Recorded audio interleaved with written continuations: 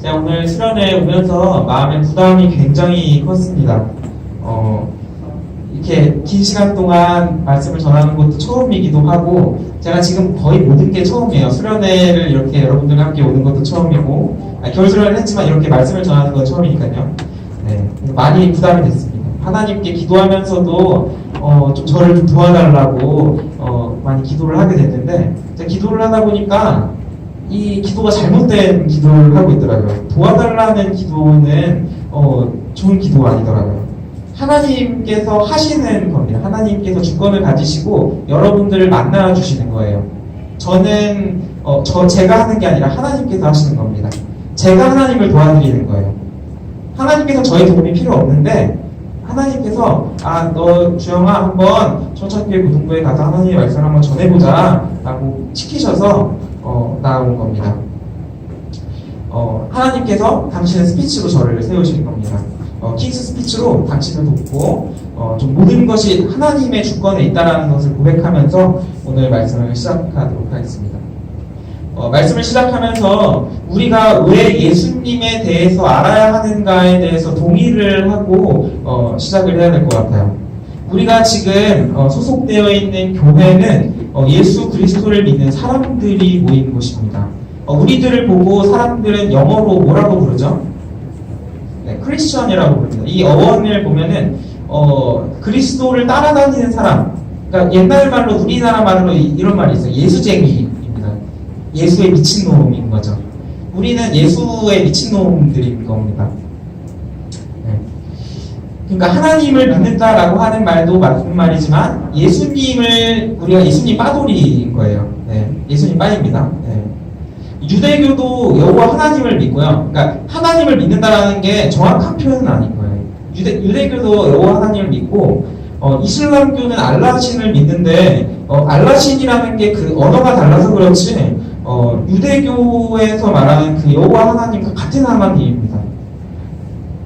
그리고 천주교도 하나님을 믿지만, 그리고 예수님도 믿습니다. 하지만 거기는 조금 더 많이 믿어요. 성모 마리아도 믿고, 성인 베드로도 믿고, 여러 성인들도 믿고, 좀 천주교가 조금 문제가 있다라고 하는 겁니다.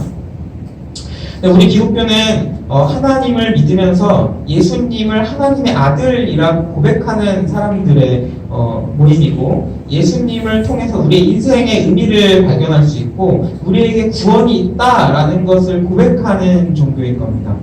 네. 아멘입니까? 네. 지금 이 텐션을 계속 유지해 주시면 좋겠어요. 네. 종교를 넘어서 이 구원은 진리이고 우리의 삶의 목적이 됩니다. 그렇기 때문에 우리는 예수님에 대해서 아는 것이 반드시 필요합니다.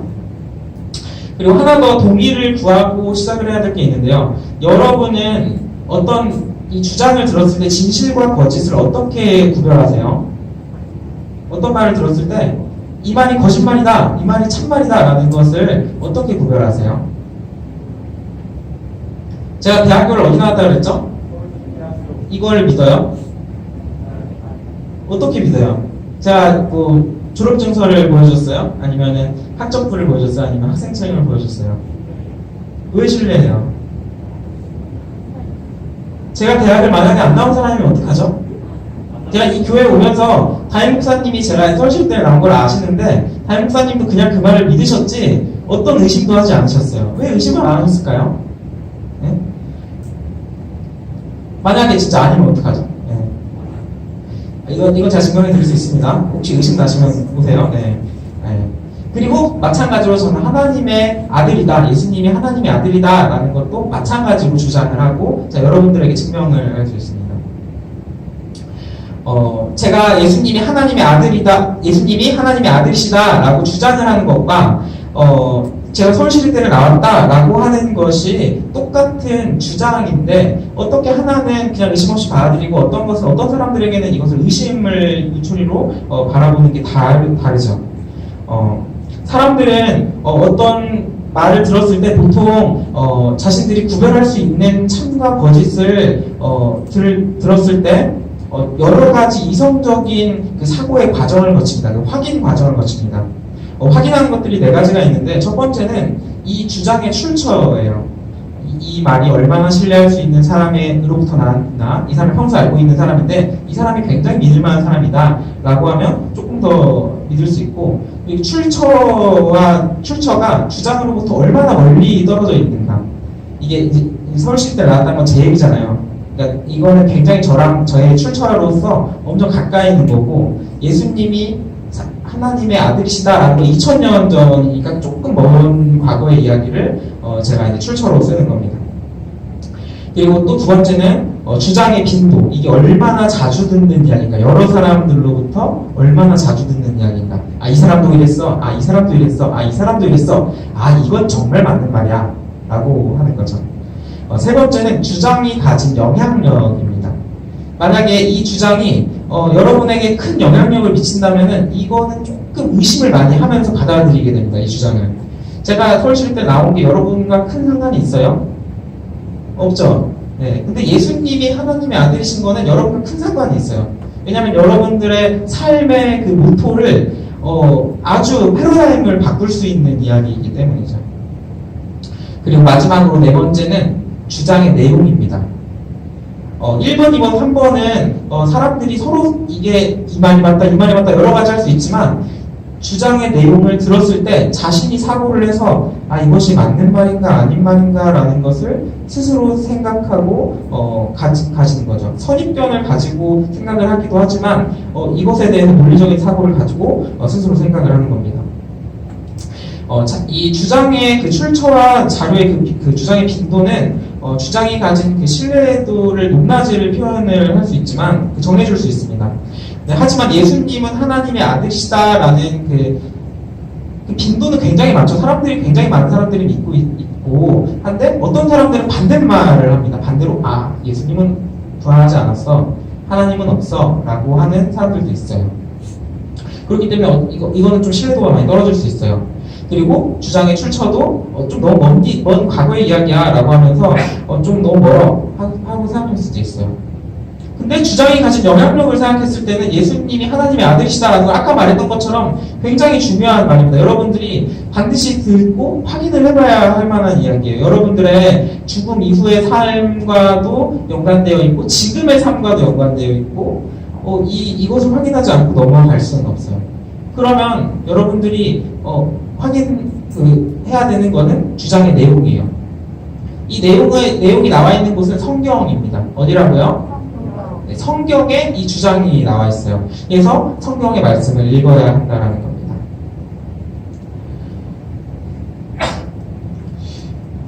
성경은 과연 믿을만 할까요? 지금 설교를 하면서 대부분을 성경 말씀을 근거로 하면서 주장을 할 텐데 성경이 믿을만하다라고 여기지 않는다면은 지금부터 듣는 설교가 굉장히 무의미해질 수 있습니다.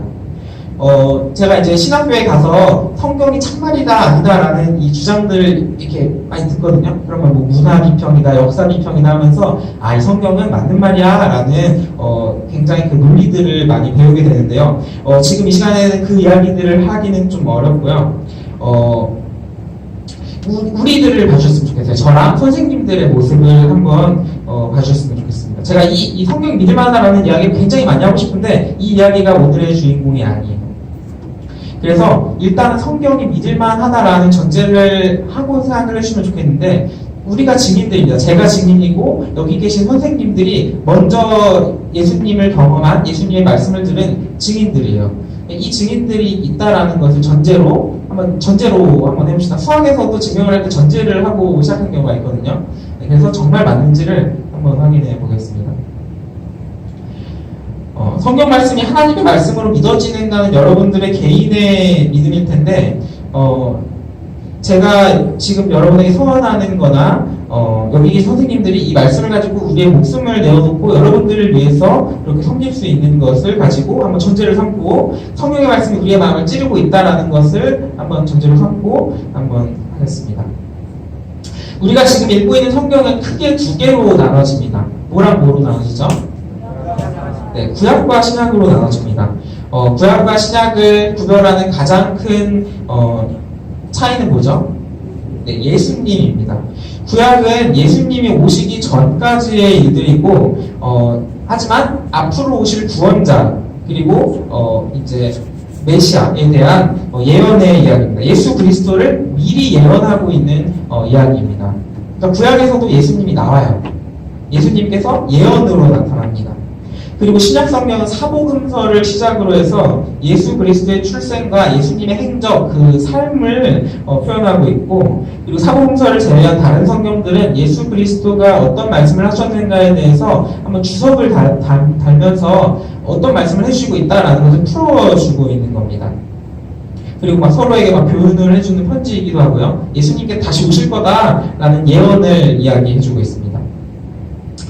그 중에서 사복음서는 말 그대로 복음의 이야기예요. 복음이 무슨 의미인지 혹시 아세요? 복음이라는 단어의 어원을 혹시 아세요? 복음의 한자가 뭘까요? 네, 복자. 네, 음자는 네, 소리 음자. 그러면 뭐죠? 네, 복된 소리입니다. 복된 소리라는 의미를 가지고 있어요. 이때 당시 그 예수님이 계실 때 그 복음이라는 단어는 로마 시대에서 그 전쟁의 승전보를 가져올 때에 쓰는 말이었습니다.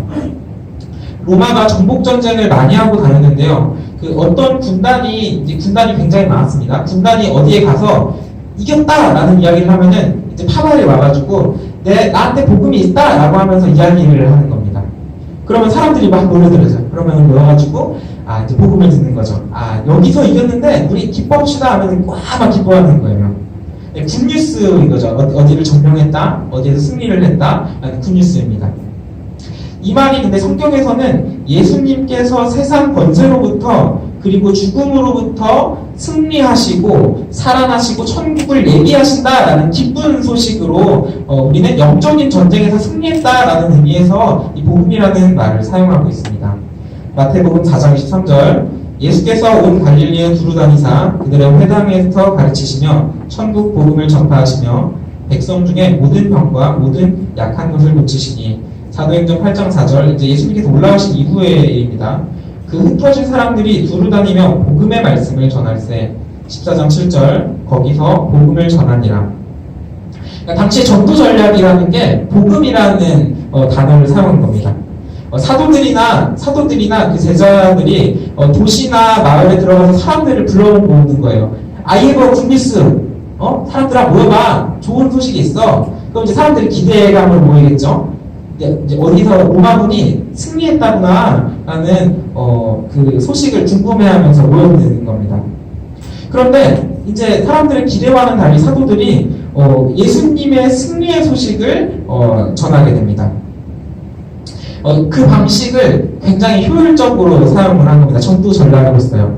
예수님께서 모든 민족을 제자로 삼고 세례를 주고 예수님의 말씀을 전하라고 하셨는데 어떻게 하면 예수님의 말씀을 잘 전할 수 있을까라는 고민에서 시작하고 이 복음을 전하게 굿뉴스 하면서 사람들을 불러 모으는 거예요. 어떻게 하면 좀 사기를 치는 거죠. 네.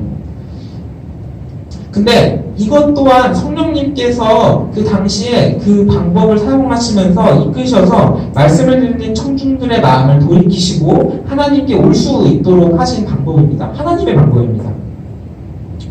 지금 시대에는 복음이라는 말이 그 전쟁의 승리라는 말로는 이제 더 이상 사용이 안 되죠. 기독교에서 종교적인 그 색채를 띠면서 사용을 하게 됩니다.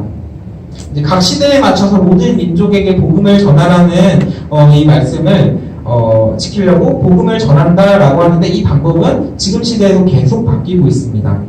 승전보를 알리는 형태가 아니더라도 지금도 전하고 있는 거죠. 우리 성천교회 교인들도 이 시대에 발맞춰서 예수님의 복음을 잘 전할 수 있는 전도사로 성장하기를 소망합니다. 들으셨어요? 소망합니다.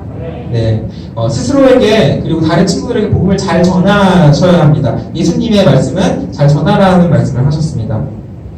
그리고 오늘과 내일 있을 그 복음의 말씀을 통해서 이 복음이 무엇인가 라는 것이 명확하게 이해가 되고 하나님의 말씀으로 받아들여지시기를 소망합니다. 네. 이 복음이라는 단어에 대한 이해를 좀 가지셨다면 이제 복음서에 대한 이해가 한 가지가 더 필요합니다. 복음서의 저자들이 신학자들이 아니고 학자가 아닙니다. 신학자들이나 학자들은 이제 이 성경을 보면서 이렇게 공통점을 가지고 말씀을 하시는 걸 보니까 하나님께서는 이 말씀을 이런 규칙을 가지고 우리에게 주시고 계셔. 그러니까 이런 것들을 도합해서 우리는 이 규칙을 따라야 돼 그 학설을 세우고 이제 가설을 세우고 이제 신학이라는 거를 만들었는데 이제 이 사복음서의 저자들은 신학자가 아니었습니다. 마태복음의 저자인 마태는 유대인들의 입장에서 보면은 매국노와 같았던 그 유대인들의 세금을 받는 세리 출신이고요. 마가는 예수님의 제자는 아니었지만 베드로가 내 아들 마가라고 부를 만큼 가까운 사이였는데 마치 바울이 디모데에게 내 아들 디모데야라고 하는 것과 비슷합니다. 그렇기 때문에 마가복음의 기록은 베드로의 기억을 바탕으로 쓰여졌다고 볼 수 있고 누가는 직업이 뭐였죠? 네, 어부 출신이었습니다.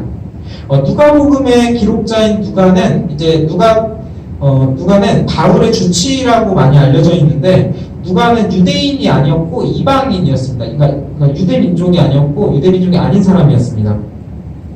그리고 누가의 직업은 의사이기도 했고 화가이기도 했습니다.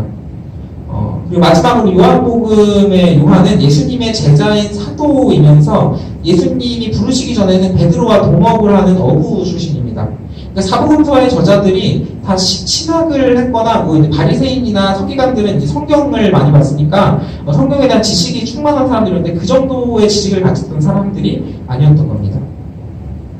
세금 징수원이었던 마태, 어부였던 그 베드로의 증언을 기록한 마가, 그리고 의사이고 화가였던 누가, 어부였던 요한은 예수님이라는 분을 만나기 전에는 종교인이나 학자라는 이름을 가질 만큼 그런 삶과는 거리가 먼 삶을 살고 있었습니다. 그러니까 지금 우리가 교리라고 하는 것을 배우는데 큰 기여를 한 복음서라는 걸 썼지만 이 사람들이 교리를 만든 건 아닙니다. 이제 좀 비유를 들 건데 우리가 유재석이라는 사람을 알고 있죠?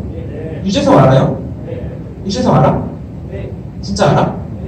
어떻게 알아? TV에서 봤어요? 실제로는? 실제로는 본 적 없어요? 그럼 모르는 사이 아니에요? 네, 모른다고 봐야 되지 않을까? 네. 우리가 유재석이라는 사람을 인격적으로, 개인적으로 아는 사람이 있어요, 혹시? 혹시 있어요, 혹시?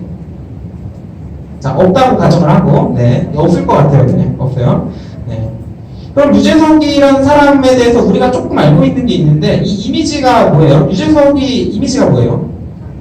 착해요? 네, 그리고 또 기부천사 국민 MC 또 메뚜기. 네. 근데 진짜 그 사람을 알았을 때 그 사람이 정말 착한지 확신합니까? 믿으십니까? 믿으십니까?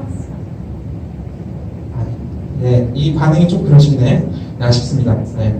우리가 유재석이라는 사람을 본 적은 없는데 유재석이라는 사람의 이미지를 가지고 있죠. 이 유재석이라는 사람을 우리에게 보여주는 사람은 방송국의 PD들이에요.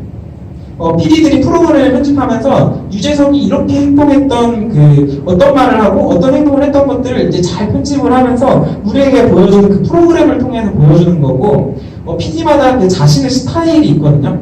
이 장면은 살리자, 이 장면은 죽이자, 이런 게 있어요. 그러면은 그 자신의 그 스타일이 드러나지만은, 그 유재석이라는 사람이 다른 사람이 된 건 아니고 같은 모양을 보여주지만 그 여러 가지 그 모습들을 프로그램들을 통해서 보여주는 겁니다.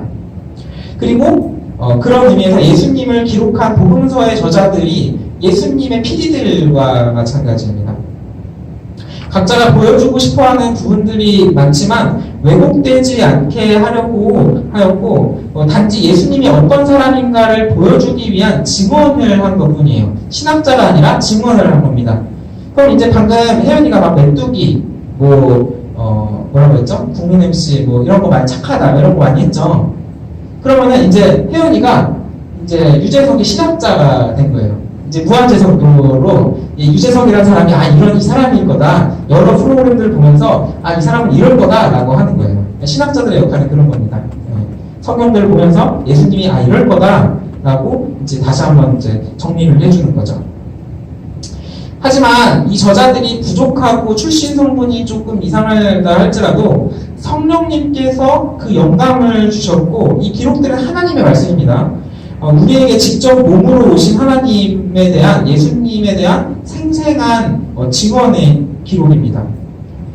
그런 의미에서 우리가 교회에서 교리라는 것을 배우지만 그 성경 말씀을 직접 읽어보는 것은 매우 중요합니다.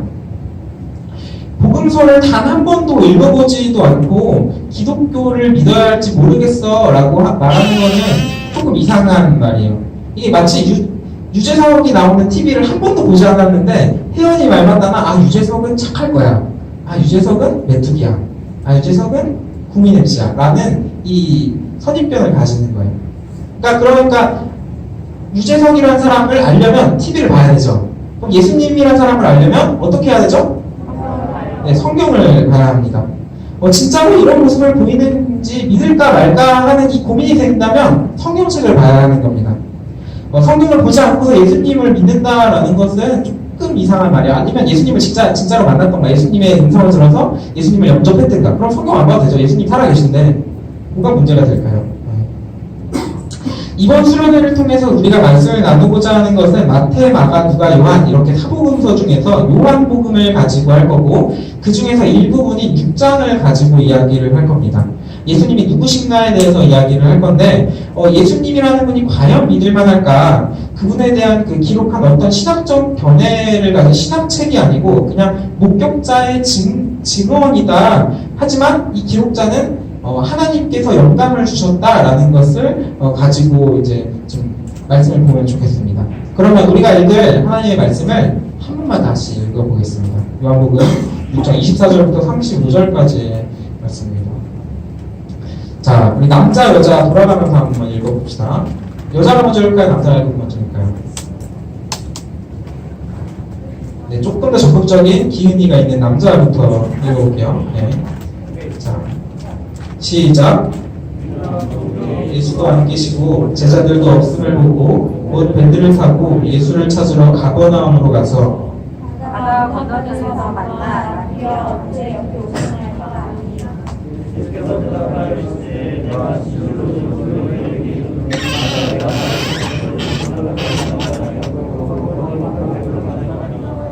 썩을 양식을 위하여 일하지 말고 영생하도록 있는 양식을 위하여 하라. 이 양식은 인자가 너희에게 주니 이는 아버지 하나님께서 인치신 자니라. 그들이 묻되 우리가 어떻게 하여야 하나님의 일을 하오리까? 예수께서 대답하여 이르시되 하나님께서 보내신 아이를 믿는 것이 하나님의 일이라 하시니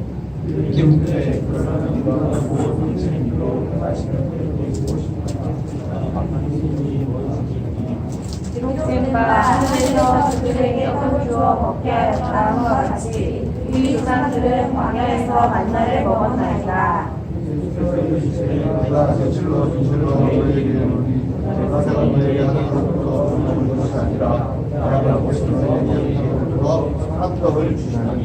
하나님의 떡은 하늘에서 내려 세상에 생명을 주는 것이라. 그들이 이르되 주여 이 떡을 항상 우리에게 주소서. 예수께서 이르시되 나는 생명의 떡이니 내게 오는 자는 결코 줄이지 아니할 터이요 나를 믿는 자는 영원히 목마르지 아니하리라. 아멘. 요한복음이라는 책은 예수 그리스도가 주인공인 기록입니다. 요한복음은 이렇게 시작이 됩니다. 요한복음 1장 1절 태초에 말씀이 계시니라 이 말씀이 하나님과 함께 계셨으니 이 말씀은 곧 하나님이시니라. 말씀이 뭐라고요? 네. 말씀이 육신이 되어 우리 가운데 거하심에 우리가 그의 영광을 보니 아버지의 독생자의 영광이요 은혜와 진리가 충만하더라. 14절입니다. 17절 율법은 모세로 말미암아 주어진 것이요 은혜와 진리는 예수 그리스도로 말미암아 온 것이라. 18절 본래 하나님을 본 사람이 없으되 아버지의 품속에 있는 독생하신 하나님이 나타내셨느니라. 독생하신 하나님 이분이 예수 그리스도입니다.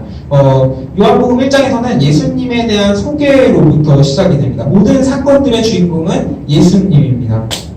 1장부터 5장까지의 이야기는 예수님이 하신 기적과 그 세례 요한은 예수님을 한눈에 알아보고 이미 하나님의 아들로서 선포합니다. 요한복음 1장 34절 내가 보고 그가 하나님의 아들이심을 증언하였노라 하니라. 이거는 세례 요한의 말입니다. 보자마자 이 사람은 하나님의 아들이시다 라는 것을 바로 알아본 거예요. 세례 요한은. 그리고 예수님을 하나님의 아들로서 선언하는 내용들이 계속 반복이 됩니다. 1장에서 반복이 됩니다. 49절 나다나엘이 대답하되 랍비여 당신은 하나님의 아들이시오 당신은 이스라엘의 임금이로소이다. 그리고 예수님이 스스로도 하나님의 아들이라고 이제 칭하십니다.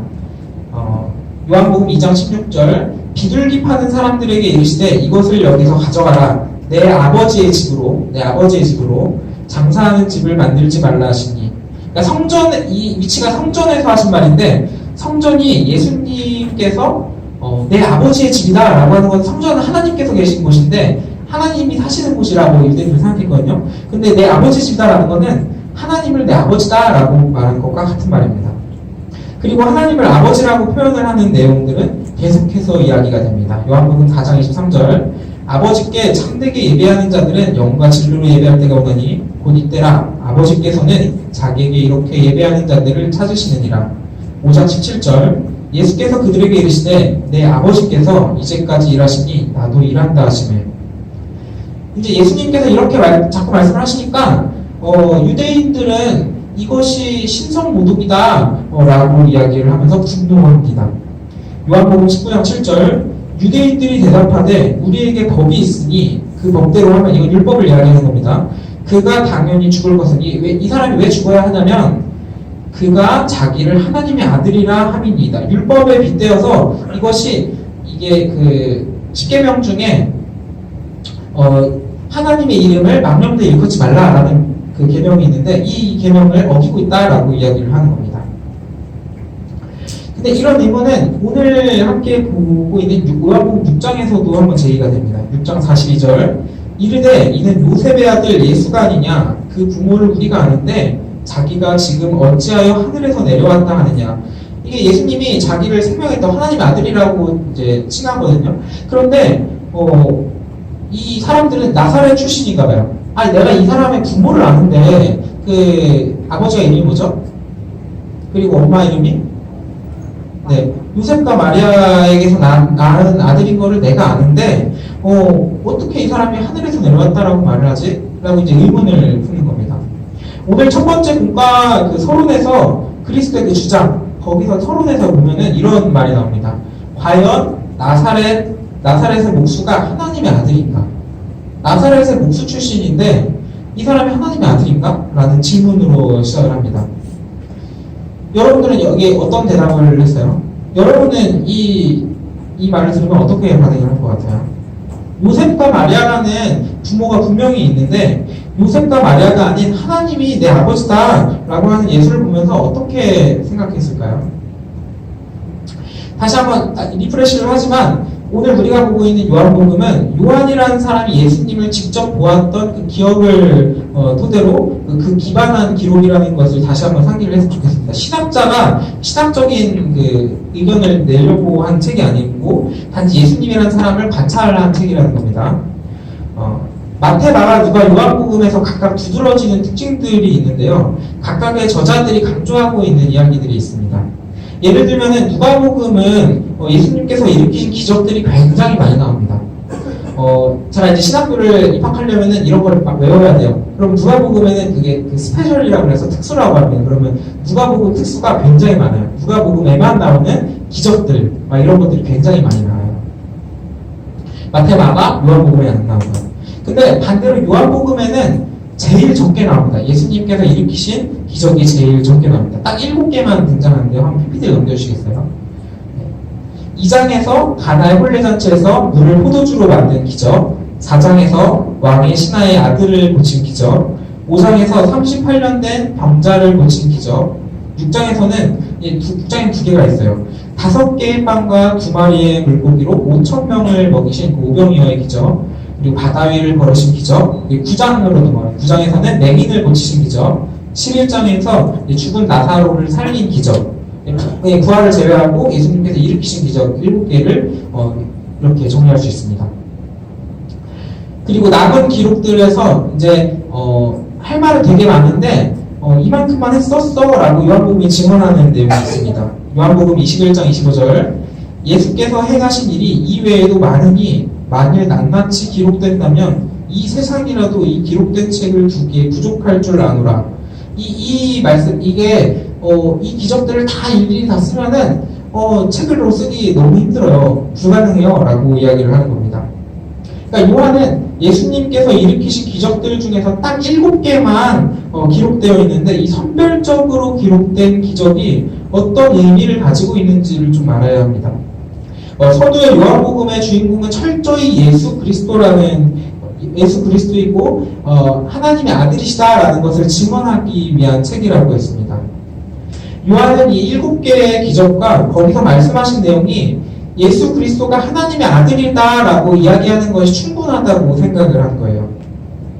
그리고 이 기적들 중에 4장부터 6장까지 4개의 기적이 있고 7개 중에 4개가 있다는 건 과반수가 앞에 4장부터 6장까지 있다는 것이고 특별히 6장에는 2개의 기적이 있습니다. 이 기적들과 함께 오늘 본문인 6장의 이야기가 연결돼서 나옵니다. 자, 오늘 본문을 함께 또 읽어봅시다. 자, 주무시면 안 됩니다. 네. 자, 양말 신은 사람이 먼저 읽고 양말 안 신은 사람이 다음 읽겠습니다. 네. 자, 시작. 무리가 거기에 예수도 안 계시고 제자들도 없음을 보고 곧 배들을 타고 예수를 찾으러 가버나움으로 가서 예수께서 대답하여 이르시되 내가 진실로 진실로 너희에게 이르노니 너희가 나를 찾는 것은 표적을 본 까닭이 아니요 떡을 먹고 배부른 까닭이로다.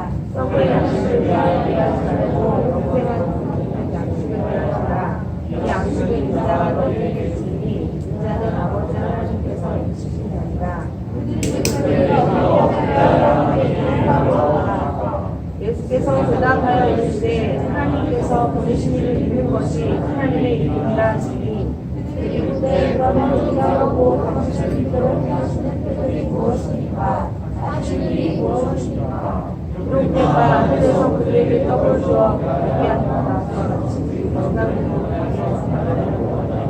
예수께서 이르시되 내가 진실로 진실로 너희에게 이르노니 모세가 너희에게 하늘로부터 떡을 준 것이 아니라 내 아버지께서 너희에게 하늘로부터 참떡을 주시나니 하나님의 떡은 하늘에서 내려 세상에 생명을 주는 것입니다. 예수께서 이르시되 나는 생명의 떡이니 내게 오는 자는 결코 줄이지 아니할 터이요 나를 믿는 자는 영원히 목마르지 아니하리라. 아멘. 오늘 본문에 나오는 무리들은 떡 5개와 물고기 2마리로 5,000명을 먹이신 후에 바다 건너편까지 쫓아온 무리들입니다. 예수님을 찾고 있는 내용입니다. 오병이어의 기적을 체험한 그 사람들이 찾아왔는데 예수님께서는 이 사람들을 좀 환영하지 않는 투로 말씀을 하십니다. 26절 예수께서 대답하여 이르시되 내가 진실로 진실로 너희에게 이르노니 너희가 나를 찾는 것은 표적을 본 까닭이 아니오 떡을 먹고 배부른 까닭이로다. 표적이라는 말은 기적이라는 말입니다. 사람들이 예수님을 기적을 일으키는 선지자가 아니라 수많은 사람들에게 배부름을 준 사람이기 때문에 나를 찾았구나 라고 이야기를 하시는 겁니다. 옛날이나 지금이나 어떤 지도자를 세울 때 가장 중요한 점은 이 사람이 과연 우리를 배부르고 등 따뜻하게 해줄 수 있는 사람인가 그것이 기준이 됩니다. 우리나라는 지도자를 선거를 통해서 선출하는 국가입니다. 지금도 선거를 해서 대통령을 뽑을 때 청년 실업률을 어떻게 낮출 것이냐, 최저임금은 어떻게 할 것이냐, 우리나라의 경제를 어떻게 살릴 것이냐, 이런 질문들, 그리고 국방으로는 우리나라를 적으로부터 안전하게 지킬 수 있는 국방 정책을 펼 수 있을 것이냐, 이런 질문들, 복잡한 질문들을 합니다. 근데 결국 중요한 것은 우리가 안전하게 잘 먹고 잘 살 수 있을까요?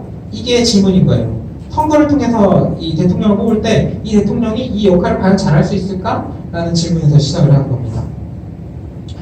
그러니까 결국에 예수님께서 말씀하시는 거는 이 사람들이 나를 통해서 배부름을 얻어가지고 나를 찾아온 거지 어떤 다른 왕이 와서 기적이 아니더라도 만약에 선행을 베풀면서 막 음식을 퍼줘요. 그러면 이 사람들을 쫓아갈 거다 라고 이야기를 하는 겁니다.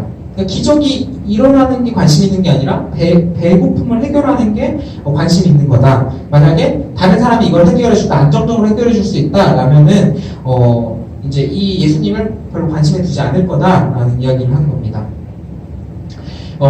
기적이 일으키는 놀라운 일들이 일어나는 것보다 내가 배부른 게 더 중요하니까요. 예수님은 이것을 알고 무리들에게 말씀을 하신 겁니다. 사실 지금 이 시대에도 이것과 비슷한 일들은 계속해서 반복이 됩니다. 예전에는 국가가 배부르고 이 등 따뜻하게 해주는 역할을 잘 해주지 못했고 이걸 복지라고 표현을 하는데 복지를 잘하지 못했습니다. 그래서 사람들은 이것을 해주는 종교를 찾았죠. 종교가 복지를 좀 해줬기 때문입니다. 그 때문에 우리나라에서 7, 80년대에 그 종교가, 이 교회가 성장을 할 수 있었을지도 모르겠어요. 하지만 지금 이 시대에는 많은 사람들이 교회를 떠나고 있죠. 이 교회의 부도덕함 때문이기도 하지만 종교가 하던 그 복제 영역, 그 출생, 교육, 뭐 의료, 장례 이런 서비스들을 국가가 해주는 것으로 넘어가고 있기 때문입니다. 그러니까 배부르고 등 따뜻하게 해주던 그 복지를 교회가 아닌 국가가 해줄 수 있으니까 국가가 종교의 역할을 대신해서 종교가 되는 겁니다. 그러니까 지금 보면은 정말 정부가 종교처럼 보이기도 합니다. 그러니까 문재인 정부가 잘하고 있는 탓이기도 하지만 사람들이 정부에게서 소망을 찾고 가지고 있죠. 유행어가 있어요. 우리 인이 하고 싶은 거 다 해, 뭐 이런 유행어가 있죠. 예, 국정 지지도가 굉장히 높아가지고 우리 인이 알아서 다 해, 뭐 이런 말이 있는 겁니다. 그러니까 그렇게 지금 이 시대에는 교회가 사람들이 떠나가고 있는데 이 교회를 떠나가는 이유가 어떻게 보면은 예수님의 말씀처럼 배부르고 등 따뜻했던 게 목적이던 사람들이 이제 국가가 해줄 수 있으니까 이 신앙을 가지는 게 무의미해지는 겁니다. 그래서 하나님과 예수님에게 소망을 둔 게 아니라 이 교회의 부도덕 때문이다 이렇게 말을 하고 떠나기도 하지만 교회를 떠날 수는 있어도 신앙을 떠나는 거는 하나님과 예수님을 경험한 사람들은 떠날 수 없거든요. 그러니까 이것을 떠나는 사람들은 이 배부르고 등 따뜻하던 걸 기대했던 사람인 겁니다. 그러니까 그렇게 예수님께서는 이 다음 말씀으로 답변을 조금 더 덧붙이십니다. 27절 말씀입니다. 썩을 양식을 위하여 이러지 말고 영생하도록 있는 양식을 위하여 하라.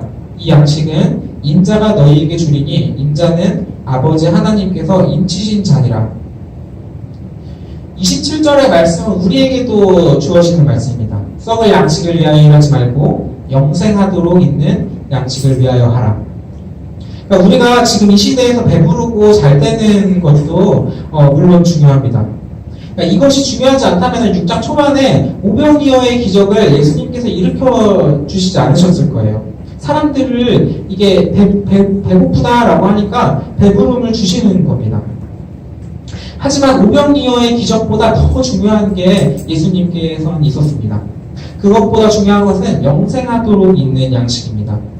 예수님께서는 영생하도록 있는 양식을 이게 뭐지? 라고 이제 사람들이 생각하죠.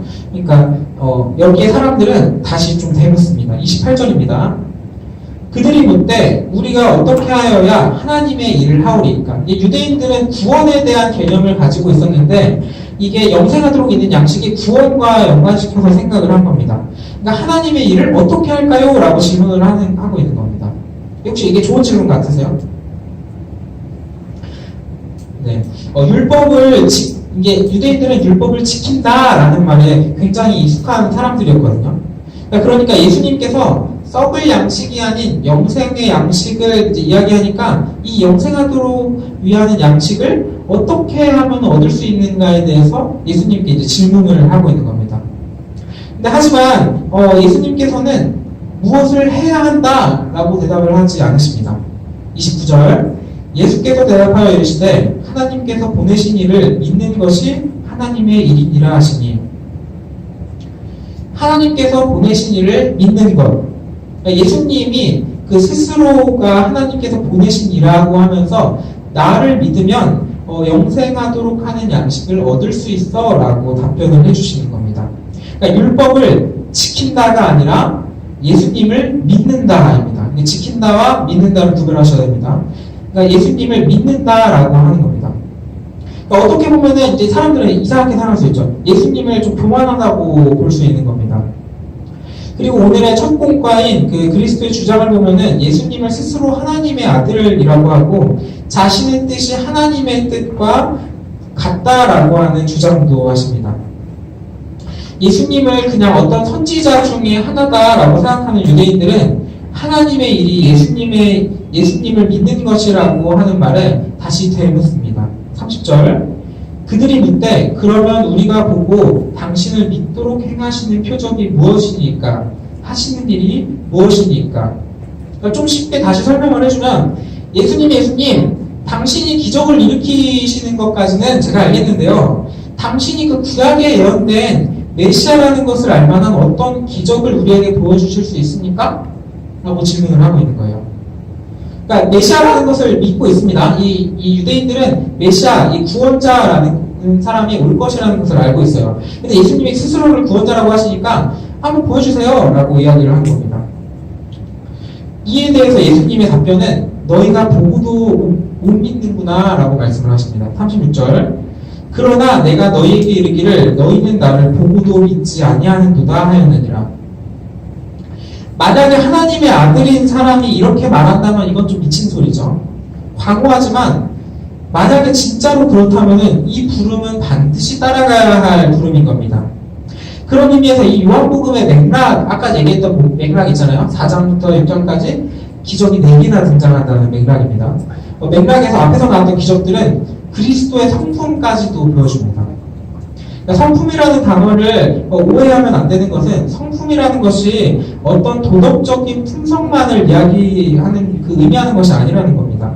예수님의 그 완전한 인성, 사람으로서의 완전하신 인성, 그리고 하나님이신 신성, 그 두 개를 가지고 계시고, 그리고 예수님의 그 도덕적인 성품도 그 성품에 들어가는, 도덕적인 품성도 성품에 들어가는 겁니다. 오늘 본문전에 예수 그리스도가 하신 일은 5,000명을 먹이신 일이 있고요. 바다 위를 걸으신 일이 있습니다. 이게 하나님의 능력이 없다면 일어날 수 없는 일입니다.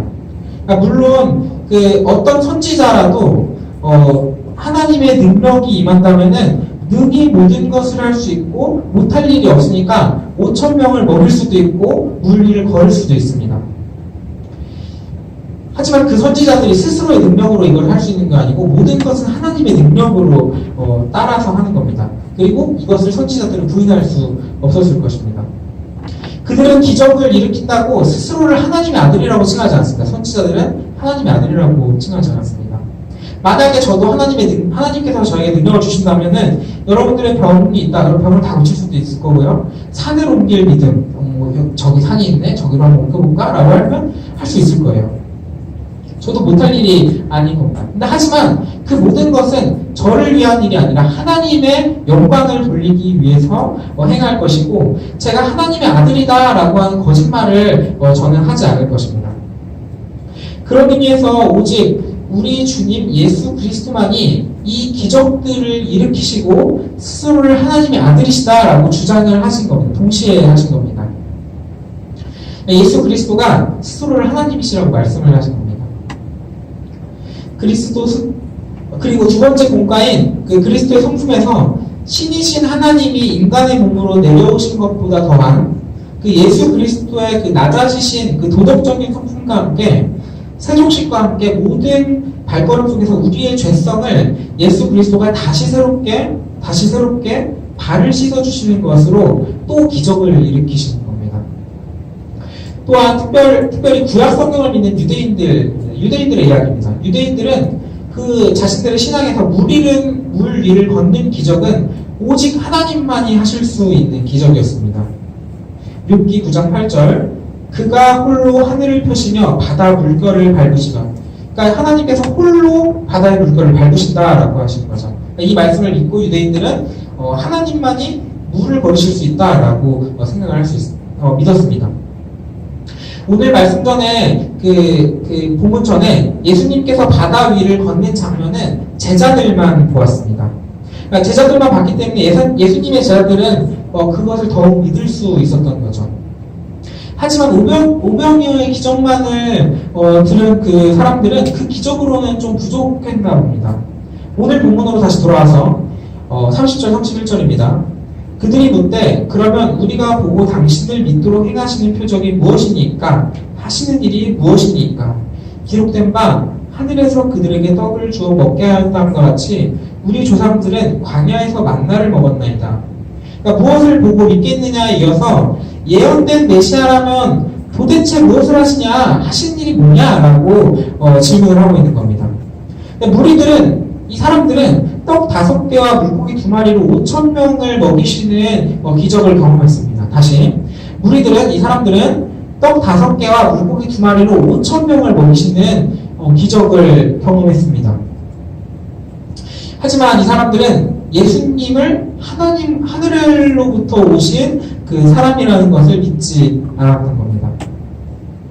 예수님께서 수많은 사람들에게 떡을 먹게 하는 기적을 일으켰지만 모세 시대에 있었던 그 하늘로부터 만나가 내렸던 기적에 비교하면서 예수님께서 500여의 기적을 일으키셨지만 그것은 하늘로부터 온 건 아니지 않냐? 라고 이제 이야기를 하면서 하늘로부터의 기적을 한번 보여주세요. 라고 이제 이야기를 한 겁니다. 이 질문에 대한 대답은 32절, 33절입니다. 예수께서 이르시되 내가 진실로 진실로 너희에게 이르노니 모세가 너희에게 하늘로부터 떡을 준 것이 아니라 내 아버지께서 너희에게 하늘로부터 참떡을 주시나니 하나님의 떡은 하늘에서 내려 세상에 생명을 주는 것이니라. 예수님의 대답은 이게 굉장히 원론적인 대답입니다. 그 모세 때부터 이어져 그 말씀을 그대로 따라가는 겁니다. 하늘로부터 떡을 주신다라는 이야기이고 사람들이 묻는 말에 동의를 해주고 있는 겁니다. 모세가 행했던 기적은 모세의 능력이나 모세의 권능으로 한 것이 아니라 이것도 하나님께서 주신 것이고 예수님께서는 무리들에게 동의를 하면서 31절에 나왔던 조상들에게 하늘에서 떡을 주어 먹게 하였다 이 말에 동의를 하면서 예수님께서는 내 아버지께서 하늘로부터 참떡을 주시나니 하나님의 떡은 하늘에서 내려 세상에 생명을 주는 것이니라 라고 대답을 하십니다. 예수님의 대답이 그 사람들이 물었던 질문과 거의 같은 맥락으로 같이 가고 있어요. 사람들이 질문했던 그 첨언했던 이야기에 긍정적인 뉘앙스를 주시고 계신 겁니다. 하지만 이게 동상이몽처럼 같은 이야기지만 말하고자 하는 핵심이 사람들과 예수님은 달랐습니다. 34절에서 예수님의 대답을 들은 사람들이 다시 되묻습니다. 그들이 이르되 주여 이 떡을 항상 우리에게 주소서. 500여의 기적을 경험한 이 무리들은 예수님을 왕으로 삼고자 했고 자신들의 배고픔, 그 인생의 문제들을 해결해 줄 인물로 생각했습니다. 이 무리들에게 가장 중요한 문제는 아까 이야기했듯이 자신들의 삶이 배부르고 등 따뜻하면 되는 걸로 생각했기 때문입니다. 그리고 이 생각은 지금 예수님과의 문답으로도 변하지 않습니다. 앞에서 썩을 양식을 구하지 말고 영생하도록 있는 양식을 위하여 하라 라는 예수님의 말씀의 반응에서도 그렇고요. 그리고 하나님의 떡은 하늘에서 내려 세상에 생명을 주는 것이니라 라고 하는 말을 듣고도 같은 생각을 가진 겁니다. 자신들의 배고픔과 인생의 문제들이 해결될 수 있겠다, 그렇게 되면 좋겠다 라는 태도를 가지고 있는 겁니다. 그렇기에 주님, 하늘에서 내리는 참떡을 지금 우리에게 주세요. 이 배고픔의 문제를 해결해 주세요 라고 이야기를 하는 겁니다. 하지만 예수님께서는 여기서 이제 또 대답을 하시는데요. 그들의 기대에 부응해주는 대답을 하시면서도 믿음 없는 사람들에게는 응답받지 못할 이야기를 해주십니다. 35절입니다. 예수께서 이르시되 나는 생명의 떡이니 내게 오는 자는 결코 줄이지 아니할 터이요 나를 믿는 자는 영원히 목마르지 아니하리라. 예수님께서는 자신을 생명의 떡이라고 하고 예수님께 오는 자는 결코 배고프지 않고 목마르지 않을 것이라고 하십니다. 예수님의 관심사는 사람들이 지금 현재 고난에서 벗겨져 그 배부르고 따뜻한 삶을 사는 것에 있지 않았습니다. 현재 고통에서 벗어난다 할지라도 하나님을 찬양하지 않는다면 무슨 소용이 있을까요? 구원이 없다면 무슨 소용이 있을까요? 한번 물어볼게요. 만약에 여러분들이 삼성 재벌가의 아들로 태어났어요. 아들이나 딸로 태어날 수 있다. 한번 혹시 선택하시겠어요? 아니요? 왜 아니에요? 이 재벌가에 태어나면 평생 돈 걱정 없이 살 수 있어요. 삼성이 망하더라도 이 사람은 정말 죽을 때까지 잘 살 수 있어요. 단지 이 사람들이 믿음을 갖지 못하는 이유는 이 세상에 너무 주어진 게 많아서 너무 부족한 게 없으니까 기도할 이유가 없는 겁니다.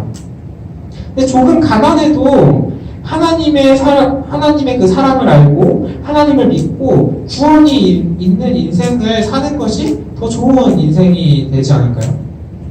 어떤 걸 선택하겠어요? 먼저인 삼풍의 재벌의 그 자녀로 태어나겠어요? 아니면 지금 이 조금 가난한 삶을 선택하시겠어요? 지금 삶을 선택하시겠어요? 기도할 이유가 없는 인생은 얼마나 불쌍한 인생일지 모릅니다. 저주받은 인생이에요. 이 세상에서 휘황찬란한 삶을 살더라도 하나님을 믿고 구원을 받지 못한다면 그건 저주받은 인생이나 마찬가지입니다. 예수님의 관심사는 이 세상에서 배부르고 잘 사는 그 관심을 가진 사람들과는 다르게 하나님의 뜻을 이루는 것에 집중을 하셨습니다. 그리고 하나님의 뜻은 스스로를 말씀의 양식으로 삼아서 하나님의 일을 알리고 온 인류에게 구원을 주시기 위함이었습니다.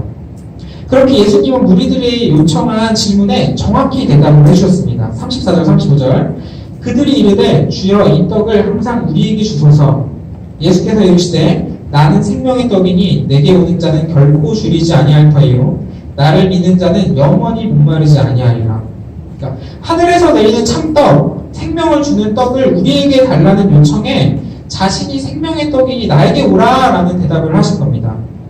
그러니까 이 세상에서 조금 부족하게 살아도 나를 믿으면 구원을 이룰 수 있어. 나는 생명의 떡이니 내게 오는 자는 결코 줄이지 않을 터이요 나를 믿는 자는 영원히 목마르지 않을 거야 라고 이야기를 하신 겁니다.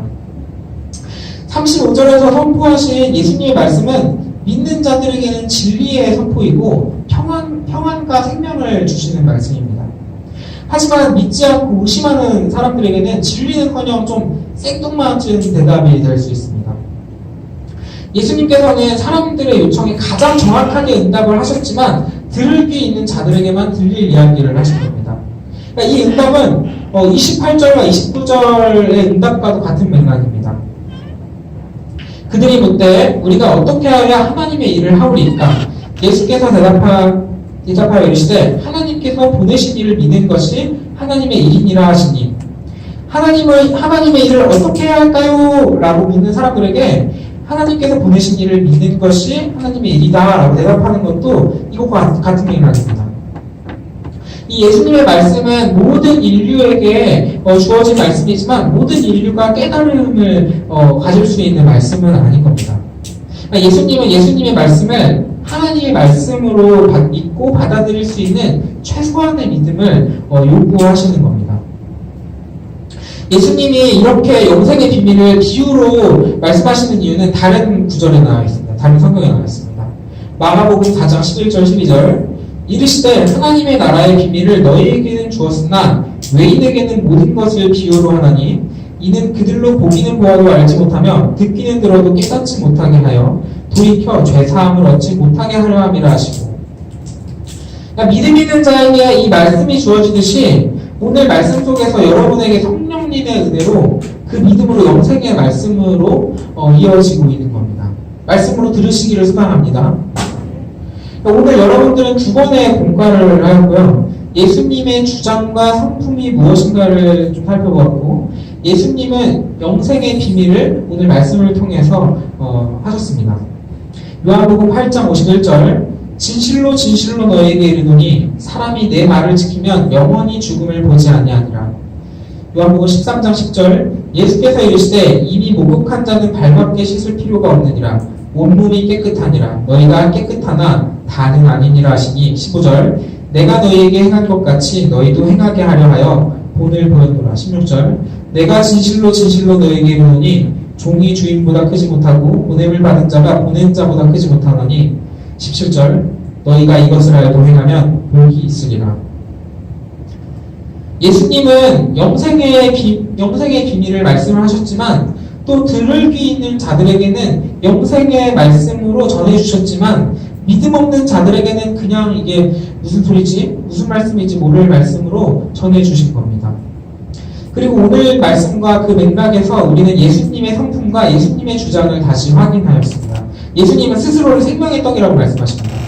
35절, 요한복음 6장 35절 예수께서 이르시되 나는 생명의 떡이니 내게 오는 자는 결코 줄이지 아니할 터이요 나를 믿는 자는 영원히 목마르지 아니하리라.